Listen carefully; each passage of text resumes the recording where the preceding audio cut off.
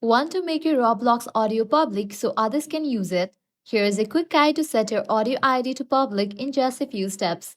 Let's get started. Open Roblox and go to Create tab. Now head over to the option Creations. Then choose Development Items. Then navigate to the option Audio. If you haven't uploaded your audio yet, click Upload Asset. Name your audio, add a description if you want, then click Upload. Once done, scroll down and click Upload Now to finish. Now find your audio file in the list and click on it. Scroll down to Distribute on Creator Store. Turn this on. Before you can publish, you must have ID verification done. Click Submit for review, agree to the terms, and press Submit. You will see distribution approval pending. This usually takes about 24 hours, but sometimes it's instant. Once approved, click on your audio again, turn Distribute on Creator Store back on if needed, and press Save Changes.